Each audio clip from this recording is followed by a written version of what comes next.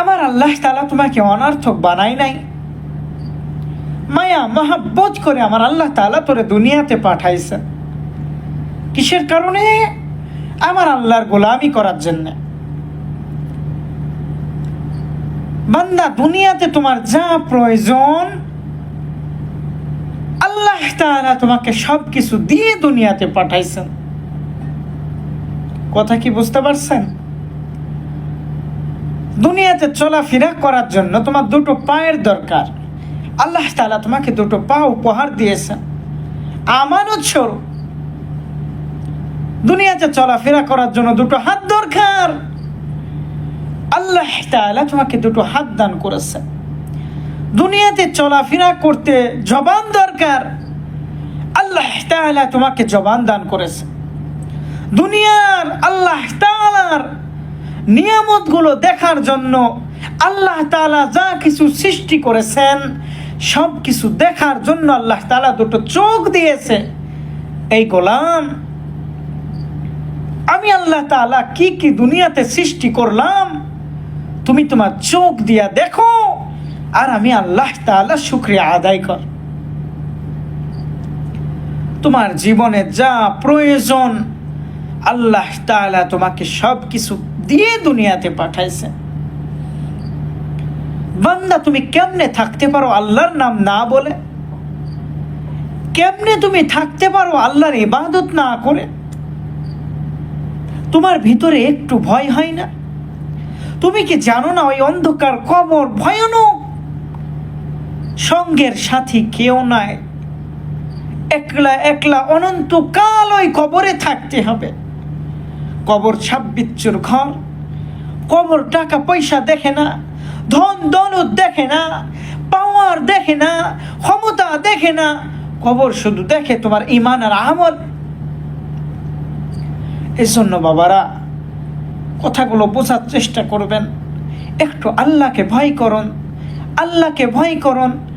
যে বান্দার ভিতরে আল্লাহ তাআলার ভয় আছে, সে আল্লাহর ভয়ে গুনাহ করা ছেড়ে দিয়েছে, হারাম কাজ ছেড়ে দিয়েছে, সুদ খাওয়া ছেড়ে দিয়েছে, ঘুষ খাওয়া ছেড়ে দিয়েছে, মিথ্যা কথা বলা বন্ধ করে দিয়েছে, গীবত করা বন্ধ করে দিয়েছে। কার ভয়ে? আল্লাহ তাআলার ভয়ে। আল্লাহ তাআলা তার উপরে সব সময়ের জন্য আল্লাহ তাআলার রহমত তার উপরে নাজিল করতে থাকে। আজকে একটু নিজেকে জিজ্ঞাসা করো, তোমার গুনার খবর যদি তোমার বাবা মা জানতো, আত্মীয় স্বজন জানতো, ছেলে মেয়ে জানতো, স্ত্রী জানতো, তোমার সঙ্গে এমনকি কথাও বলতো না তার, যে তুই গুনাহগার। একটু বিবেক দিয়া চিন্তা কর।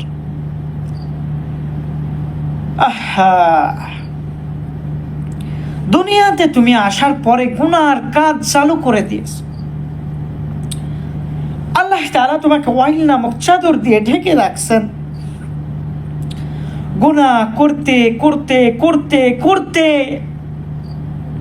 অন্তরের যে একটা ক্লব থাকে, এটাকে এমন পাথরের সৃষ্টি পরিণত হয়েছে। ডানে বামে কত তাকায় দেখো, মাহফিলে মানুষ কান্নায় ভেঙে পড়ে। মসজিদে জুমা ইমাম সাহেব যখন দোয়া করে, দোয়াতে মানুষ কান্নায় ভেঙে পড়ে। তোমার চোখে পানি নাই কেন? তোমাকে বুঝতে হবে, আমার গুনাহ খবর যদি আমার স্ত্রী, ছেলে, সন্তান, আত্মীয় সকলে জানতো, তাহলে আমার কি অবস্থা হতো। আজকে আমার গুনার কারণে এই খবর আমার চোখ দিয়ে পানি বের হয় না। যতই কান্নার ভন করি, যতই ওলামা একরাম নামাজের কথা বলে, যতই ওলামা একরাম জাহান্নামের ভয়ের কথা বলে, কবরের আযাবের কথা বলে, তারপরেও চোখ দিয়ে পানি বের হয় না। কারণ কি? বলে তোমার অন্তরটা এমন শক্তই পরিণত হয়েছে, যেটা আল্লাহর ভয় যদি তোমার অন্তরে থাকতো তাহলে অবশ্যই তোমার চোখ দিয়ে পানি বের হতো। আজকে তোমার ভিতরে আল্লাহর ভয় নেই, জাহান্নামের ভয় নেই, কবরের আযাবের ভয় নেই, মৃত্যুর ভয় নেই। এই কারণে তোমার চোখ দিয়ে পানি বের হয় না।